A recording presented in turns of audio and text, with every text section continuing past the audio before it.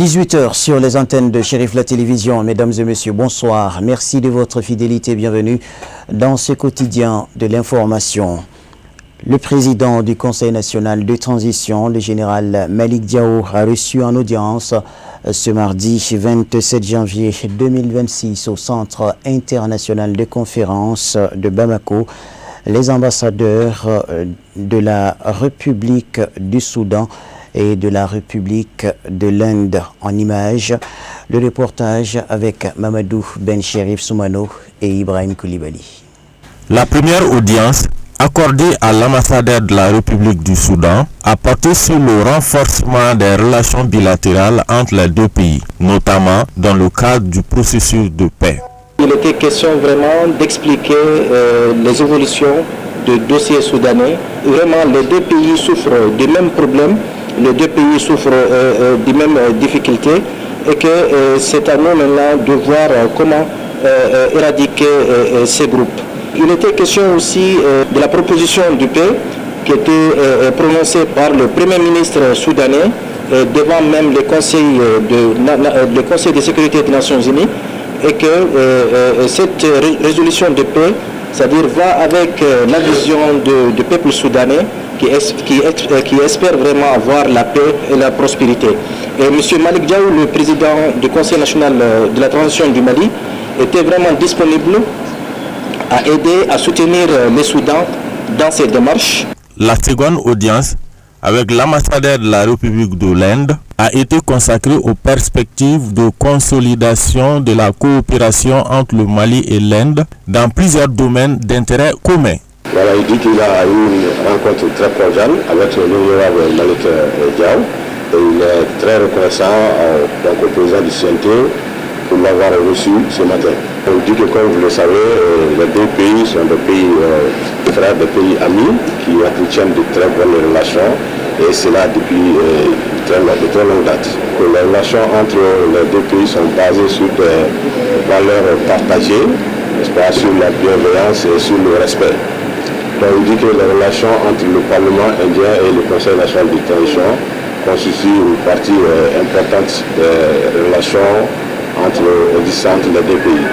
Donc l'Inde est prête à renforcer la coopération entre le Parlement indien et le Conseil national de la transition du Mali. Et lui, en tant qu'ambassadeur, dit qu'il est prêt à travailler avec le président du Conseil national de transition, mais aussi avec tous les membres du Conseil national de transition.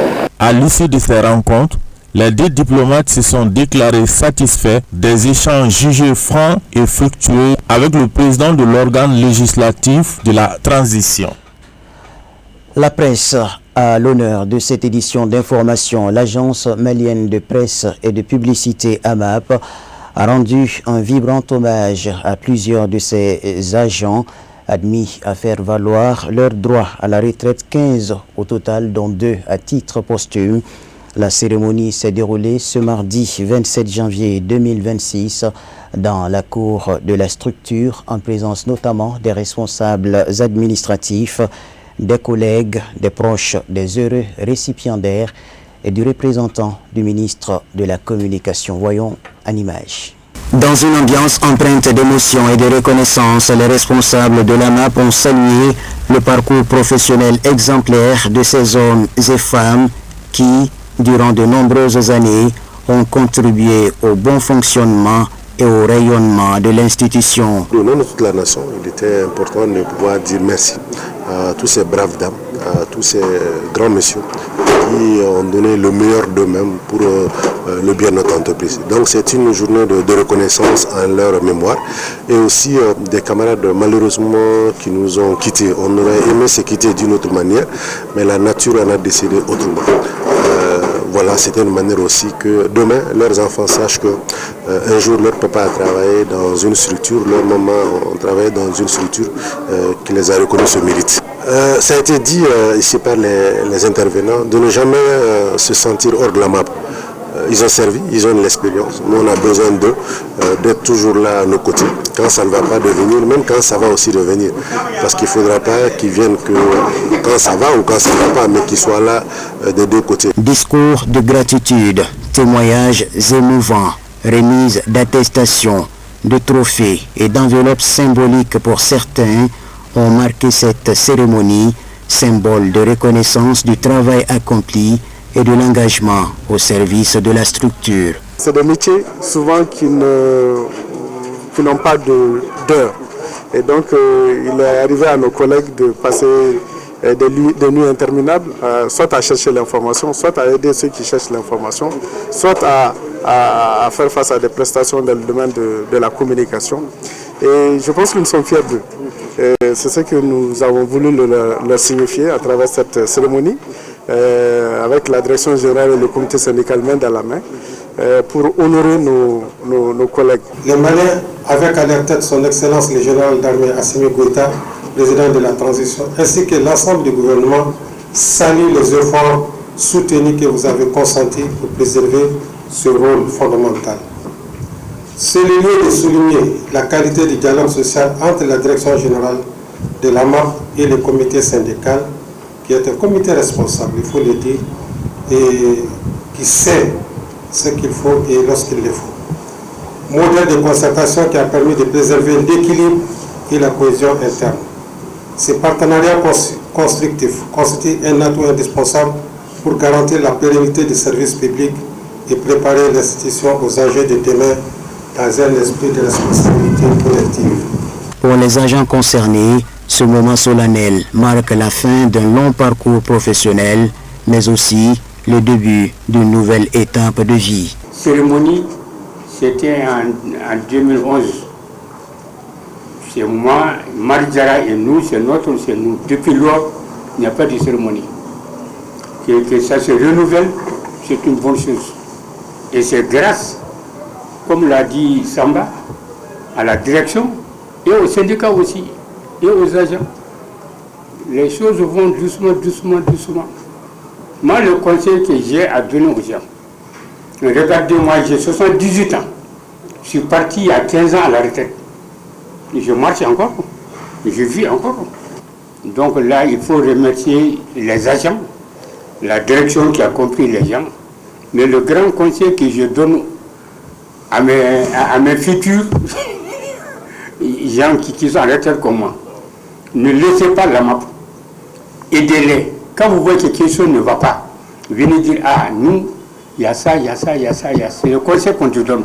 À travers cette initiative, l'Agence malienne de presse et de publicité réaffirme son attachement aux valeurs de reconnaissance, de respect et de solidarité envers ses agents.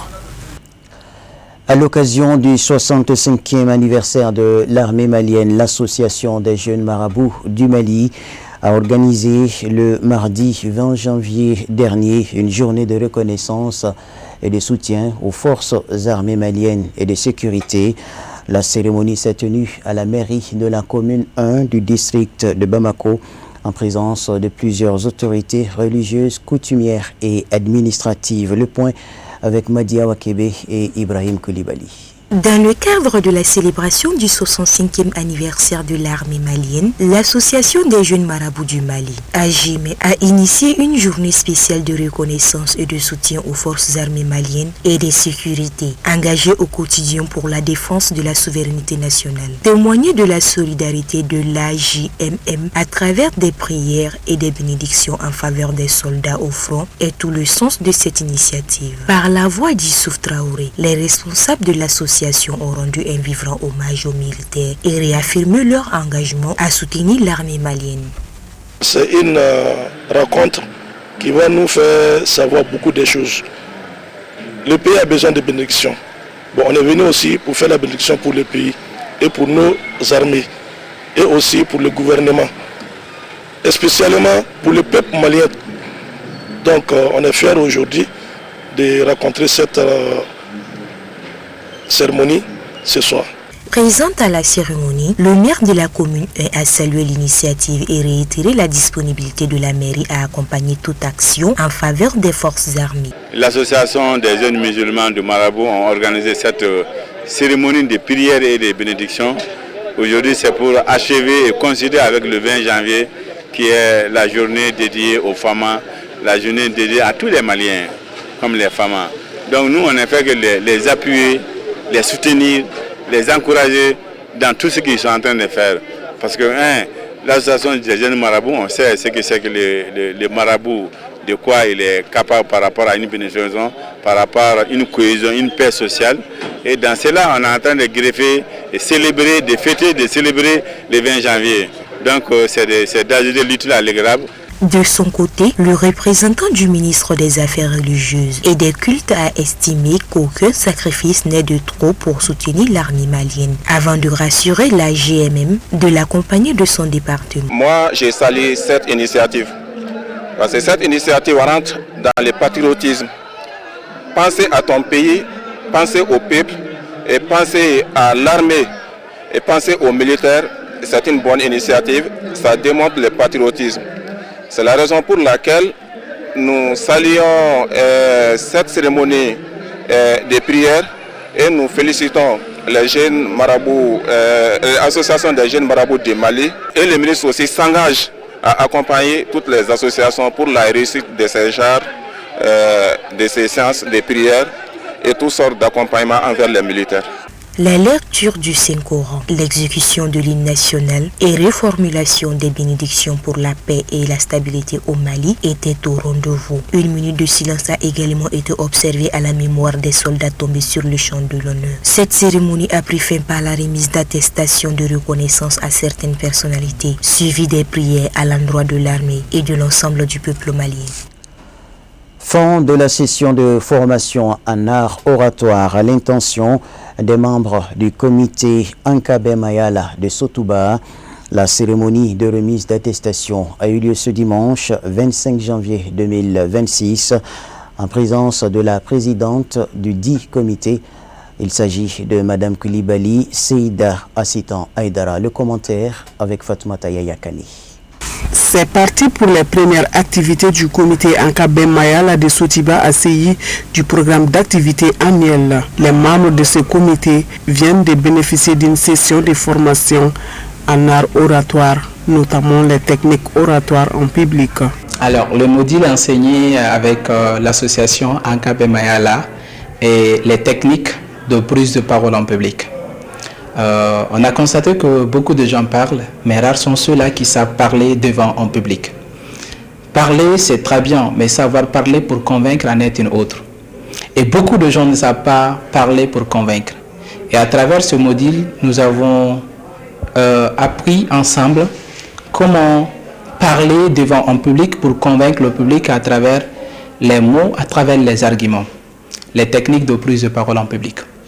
L'appel que j'ai à lancer à l'endroit de ces apprenants, c'est de vraiment mettre en pratique ce qu'ils ont appris aujourd'hui à travers cette formation. Un mois ne suffit pas pour se faire perfectionner en art oratoire.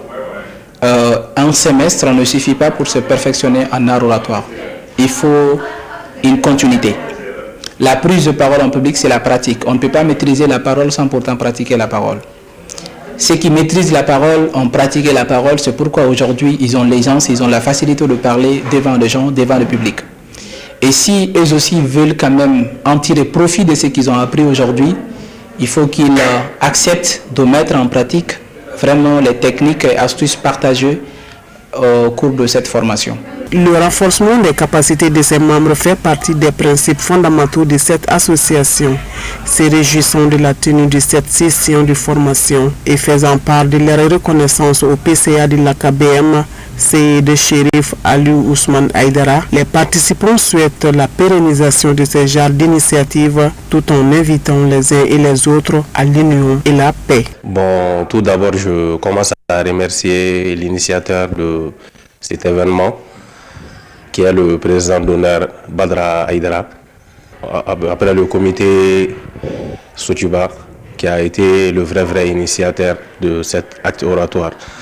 Bon, aujourd'hui, tout le monde a été vraiment à l'aise, parce que nous avons un peu appris la parole en public, et puis les gestes, les signes qu'on doit faire pour pouvoir se sentir mieux, et pour pouvoir expliquer le but même, l'objectif même de Ankabe Mayala.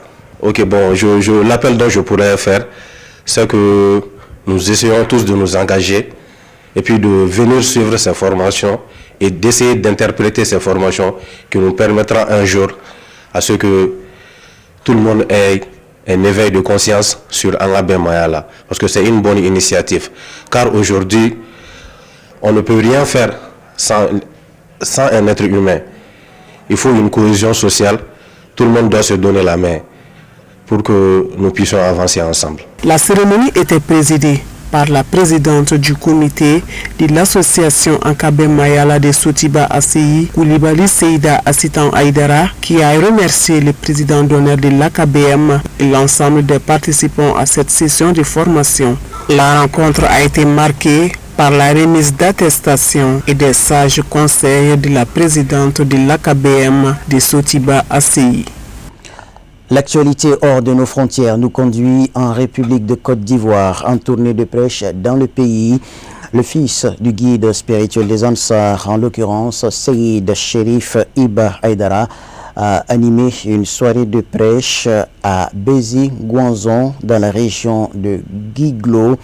La soirée de prêche s'est déroulée le lundi 26 janvier en présence des militants et sympathisants Ansar, à leur tête notamment les autorités locales. Notre correspondant sur place, Diakaria Dambélé, avec la voix de Kafouni Bachili. Les militants Ansar de Bédi-Gouazon dans la région de Guiglo, Fédération Guémon, en plus des admirateurs sous le leadership éclairé de Seyid Chérif Iba Aïdara, fils du guide spirituel des Ansar, ont convergé vers le terrain qui a abrité la soirée de prêche. Occasion pour les fidèles musulmans de se réjouir de la venue des DGP, de solliciter des bénédictions. C'est le cas du chef du village de Bédi-Gouazon, ici représentant le chef à cette cérémonie. Je voudrais d'abord souhaiter la bienvenue à tous ceux qui viennent d'arriver, qui sont venus dans les villages voisins, que ce soit Abidjan, que ce soit Guébo, Diopé, etc. Et en plus, je voudrais juste souhaiter leur meilleur vœu, parce que depuis le premier jour de l'an, on ne s'est pas vu. Il y a nous sommes vus, et il y en a aussi qui, aujourd'hui, ils sont venus mettre leur premier pas ici à Bédi-Gouazon. Donc, à tout cela, je voulais leur souhaiter le meilleur vœu, santé, prospérité, longévité, que le temps puissant nous garde. Et merci, soyez la bienvenue ici à Bédi-Gouazon. Merci. Alors, pour cette cérémonie, le village de Bédi-Gouazon est tombé. Et chaque année, on reçoit les étrangers qui sont quittés jusqu'à Abidjan et avec leurs parents qui sont ici, à partir des TVA de M. Badian et j'en passe, ils sont beaucoup. Une grande partie de la communauté sont les musulmans. Ils se connaissent et on se connaît, ou je peux dire même on les connaît. En tout cas, nous sommes tellement très ravis, nous sommes tellement très contents de voir le fils de Aïdara Iba sur la terre de sous-section Bédi-Gouazon ici. Vraiment, nous sommes tellement très contents. Le chef du village, avec les imams et les chefs de communauté. Voilà. Et mon message pour transmettre la jeunesse, c'est qu'ils n'ont qu'à bien écouter la prêche de Iba Aïdara, qu'il est là en train de prêcher, pour que les gens n'ont qu'à laisser le mal et puis prendre le bien en chemin. Et puis encouragez-moi aussi. Et en tout cas, je remercie beaucoup la société Ansardine, les présidents, tous les membres de la société Ansardine pour leur effort, qui n'ont pas continué toujours ça. Donc, mais je demande aussi à notre guide de faire don pour que tout le monde puisse rentrer dans la société Ansardine. Cette soirée de prêche fut un espace de reconnaissance. Le parrain et la marraine de l'événement ont affiché de la joie pour le choix porté sur leur personne. À nos tuteurs, les tuteurs, ce sont les guéris. C'est eux qui nous ont reçus ici. Et c'est grâce à leur collaboration que nous avons pu organiser aujourd'hui cette nuit. Donc nous leur disons merci infiniment, chers parents. Merci pour votre cohésion sociale. Nous sommes très fiers de vous. Bien, pour revenir à notre nuit du jour, alors je répète encore pour dire, chers frères et sœurs en islam, soyez les bienvenus. Et je dis encore, assalamu alaikum. Okay. Donc, au nom d'Allah, le Tout-Puissant, le Miséricordieux, c'est avec un grand plaisir que je vous souhaite la bienvenue à ce prêche islamique. Nous sommes honorés de vous accueillir ici aujourd'hui, partager avec vous les enseignements de l'islam et renforcer nos liens de fraternité. Nous remercions Allah pour nous avoir donné l'occasion de nous rassembler dans ce lieu saint pour chercher la guidance et la bénédiction. Nous prions pour que ce rassemblement soit une source de bénédiction et de guidance pour nous tous. Je voudrais également remercier les organisateurs de cet événement pour leur effort et leur dévouement pour rendre possible ce prêche. Que Allah les récompense pour leur travail. Enfin, nous souhaitons la bienvenue à tous les frères et sœurs musulmans et non musulmans. Une fois installé au présidium, Seydi Chérif Iba Haïdara adressera ses mots de remerciement et de gratitude à l'assistance avant de prêcher les messages de Dieu tels qu'enseignés dans les Saint-Coran. Le récital de la sourate Fatiha et bien d'autres invocations ont été faites. S'en est suivi la prestation des 6 sermons de la Bayatul islamique pour clore les travaux. Auparavant, une visite de courtoisie a été entreprise par le fils du guide spirituel des Ansar, Seydi Chérif Iba Haïdara, auprès de l'imam et du chef des villages avant de s'y rendre sur les sites de la cérémonie d'accueil. Seydi Chérif Harouna Rachid Haïdara séjourne lui aussi en Côte d'Ivoire dans le cadre d'une tournée de sensibilisation religieuse. Après l'étape de la fédération de l'AME, il a pris la direction de Bledjimeni dans la fédération de Bagoué ce lundi 26 janvier 2026. En image, notre correspondant Diakari Djadambele avec la voix de Kafoune Bachidi. Chérif Lamourike Blé et ses compagnons ont été reçus et accueillis à Bledjimeni dans la fédération de Bagoué avec tous les honneurs dignes de leur rang à travers une cérémonie d'accueil qui leur a été réservée. Juste après son entrée dans la ville, Harouna Rachid s'est prêté à une tradition ancrée et respectée par la famille chérifienne. La traditionnelle visite de courtoisie et de prise de contact auprès des personnalités politiques, religieuses et coutumières. Ainsi, il a été respectivement reçu par les chefs du village, l'imam pour les civilités. Partout où il a été reçu, les visites ont été sanctionnées par des échanges fructueux couronnés par des bénédictions. Par ailleurs, dans la soirée, le fils du guide spirituel des Ansar a animé un prêche. Il était Ansari sympathisant sorti en nombre important pour assister à cette grande cérémonie de prêche. C'est un sentiment de joie que nous éprouvons depuis l'accueil jusqu'à maintenant. Il faut dire que nous attendions ce moment depuis déjà 1 ou 2 semaines et Dieu merci, l'événement a pu se réaliser. Donc c'est un sentiment de joie que nous éprouvons et de reconnaissance vis-à-vis du Tout-Puissant. Bon, il a fait direct chez le chef du village parce qu'il est le premier responsable du village. Alors, tous ceux qui viennent ici, que ce soit en termes religieux ou autre chose, il est préférable qu'il passe d'abord chez le chef du village, aller lui présenter ses civilités, ensuite dire ce pourquoi il est venu, pour que le chef du village puisse l'accompagner avec ses bénédictions. Alors après le chef du village, il est allé sur l'imam, puisque c'est dans une affaire religieuse. Ensuite, nous sommes allés chez l'imam avant de venir à l'accueil. On se sent heureux, en même temps, on éprouve un peu de peur parce que le thème qu'il a abordé ce soir-là, le thème là parle de l'islam concret. Parce que beaucoup de personnes pratiquent aujourd'hui la religion, mais ils ne savent pas réellement qu'est-ce que la religion. Avant de pratiquer la religion, avant d'être un bon musulman, tu dois d'abord connaître Dieu. Et c'est ce thème-là qu'il a abordé. Comment est-ce que le musulman peut connaître Dieu, ensuite bien pratiquer sa religion? Donc en même temps que nous apprenons ce que nous devons faire, en même temps qu'on apprend ce qu'on ne doit pas faire, bon, on a en même temps peur parce qu'on n'a pas forcément les bonnes méthodes, les bonnes pratiques, la bonne connaissance, et c'est ce qu'il est en train de dévoiler ce soir. Donc on éprouve en même temps un sentiment de joie et un sentiment de peur. On espère seulement que le Tout-Puissant puisse nous aider pour que nous puissions suivre ce qu'il est en train de développer ce soir. Aïdara depuis Bamako, Cheikh Chérif Ahmad Tidiane Aïdara qui est actuellement du côté de Malabo, Cheikh Iba Aïdara qui est en Côte d'Ivoire aujourd'hui également.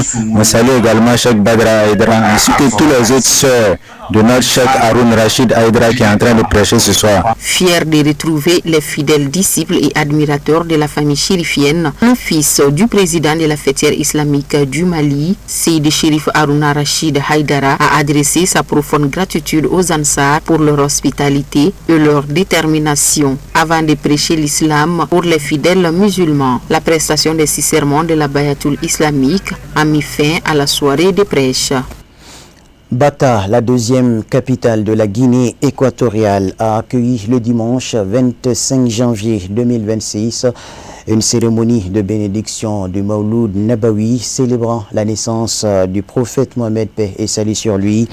L'événement initié par les Ansar de Bata a été animé par Seyyid Chérif Ahmed Tidiane Aïdara en image, fils du guide spirituel des Ansar. Moussa Fomba nous en fait le commentaire. La cérémonie a réuni des milliers de fidèles venus de différentes régions de la Guinée équatoriale et des pays voisins. Les Ansar de la ville de Bata ont organisé cette cérémonie pour célébrer la naissance du prophète Mohammed, paix et salut sur lui, et promouvoir la paix et l'unité dans la région. Dans son intervention, Seyyid Chérif Ahmed Tidiane Aïdara a mis l'accent sur l'importance de la foi et la pratique de l'islam. Ces braves militants, reconnaissant l'impact positif des prêches du fils du guide spirituel des Ansar, Seyyid Chérif Ahmed Tidiane Aïdara, sur leur quotidien, ont adressé des mots de reconnaissance et de sincères bénédictions à son égard. Voilà, nous sommes venus faire la fête du prophète Mohammed sallallahu alayhi wa sallam qui est le Mawlud. Nous sommes sur le lieu de la bénédiction, Inch'Allah, précisément à Bata. Nous sommes avec notre guide, Maulana Seyyid Chérif Ahmed Tidiane Aïdara, qui est en train de prêcher pour le moment. Pour cela, nous remercions Allah subhanahu wa ta'ala. Vraiment, nous sommes très très contents et vraiment la joie nous dépasse. Parce que c'était une rêve pour nous et Allah subhanahu wa ta'ala fait que c'est devenu une réalité pour nous aujourd'hui. Parce qu'on ne savait pas qu'on pouvait trouver notre guide ici, précisément en Guinée équatoriale. Mais aujourd'hui, grâce à Allah subhanahu wa ta'ala et grâce à les Ansar, il est là aujourd'hui. Et il y a beaucoup de gens qui sont arrivés, il y a des gens qui sont quittés partout pour venir fêter avec nous. Le Cameroun, le Gabon, l'Angola et dans le pays aussi, dans les régions, précisément à Mongolie. Et Oyala et Anijon et tous sont là, ils sont venus célébrer la fête du Mawlud et la bénédiction du Mawlud avec les Ansar. Pour cela nous les remercions et nous demandons à Allah subhanahu wa ta'ala que toutes les bénédictions que notre guide va faire aujourd'hui, qu'Allah subhanahu wa ta'ala accepte. Nous demandons à Allah subhanahu wa ta'ala qu'il fasse que la paix revienne dans les pays africains et précisément le Mali, le Burkina Faso, la Côte d'Ivoire et le reste des pays, Inch'Allah. La Guinée équatoriale aussi, que Dieu fasse que la paix revienne ici, Inch'Allah ta'ala. Très ému, très heureux, surtout par la présence de Chérif Ahmed Tidiane Aïdara parmi nous aujourd'hui. Je le vois comme un rêve, parce que la présence de Chérif était tant attendue, non pas seulement par les Ansar, mais par toutes les personnes qui écoutent Chérif, le grand, le papa Chérif Ousmane Aïdara. Vraiment, là où je me vois aujourd'hui, parmi les gens qui sont là, je suis très heureux, et tant de personnes comme moi aussi.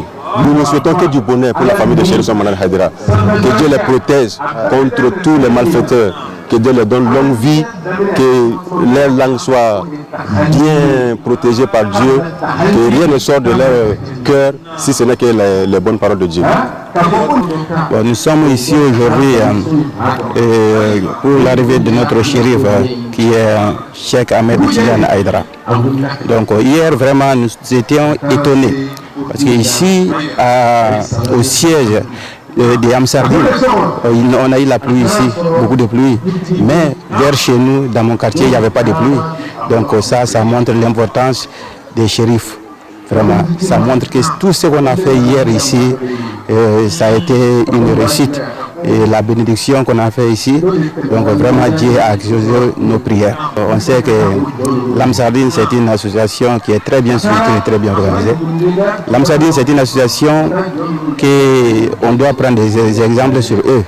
Vraiment, depuis que nous sommes ici avec eux, donc on les voit sûrement de faire des choses qui sont très très importantes, qu'on peut prendre des exemples sur eux.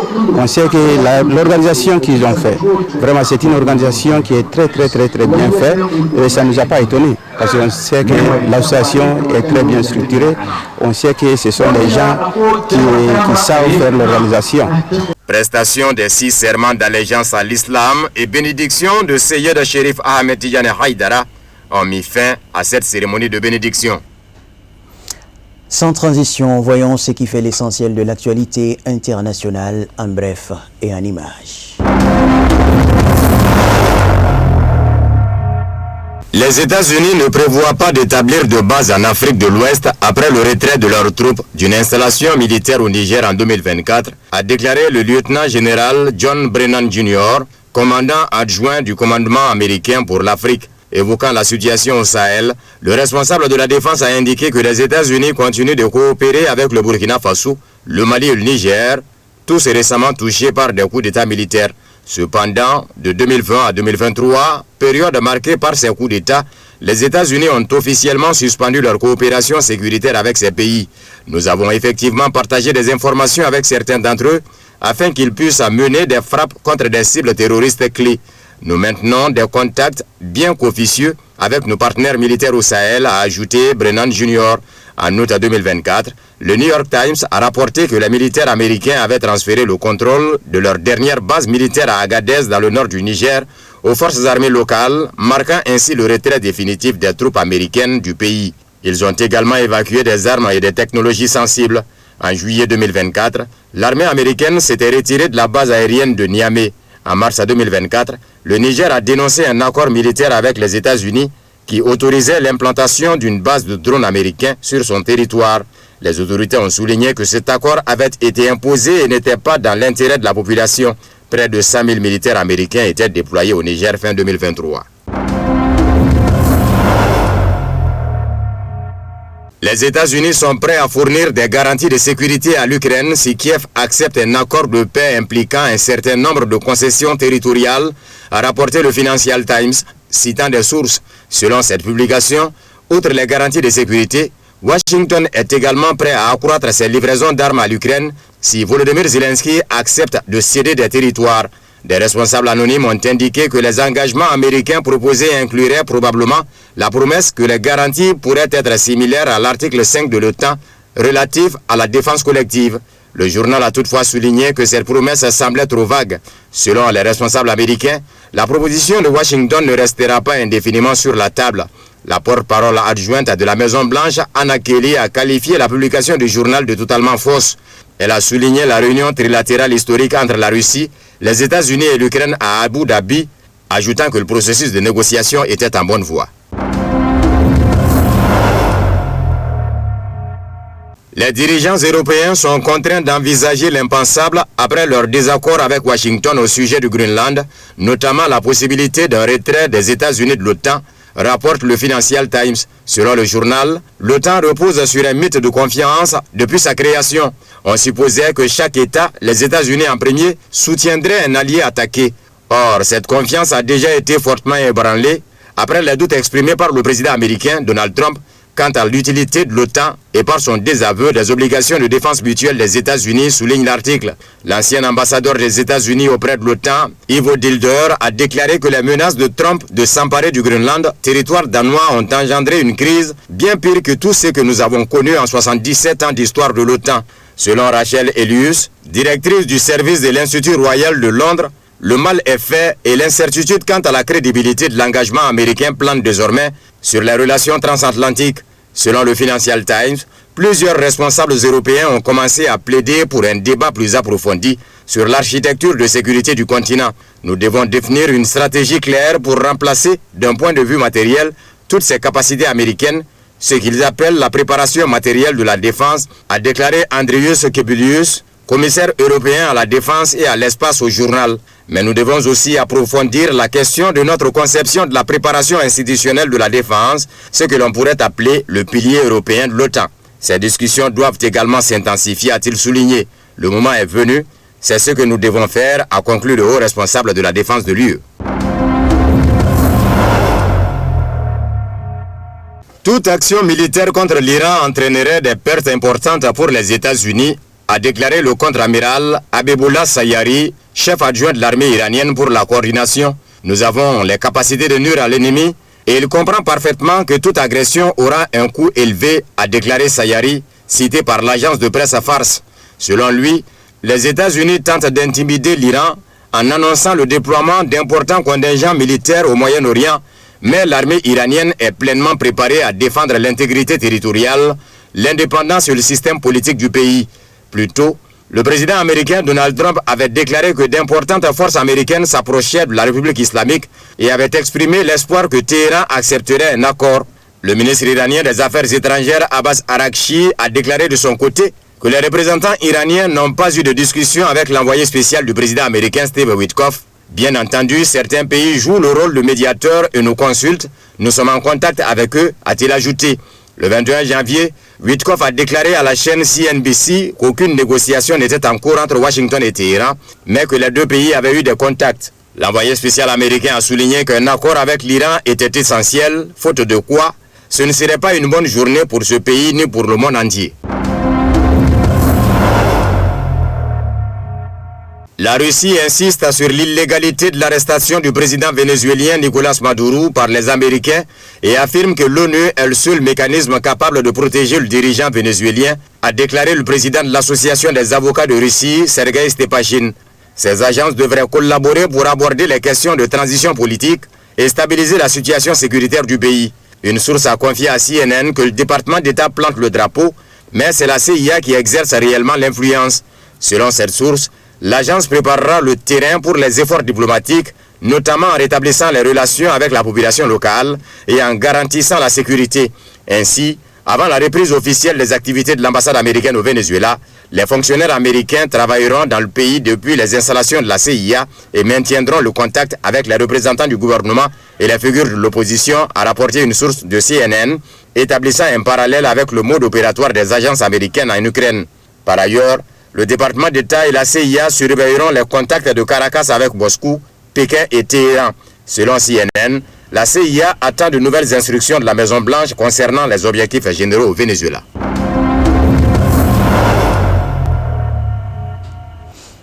Voilà, c'est la fin de cette édition d'information. Merci à vous de l'avoir suivi. Bonne suite de programme sur nos antennes.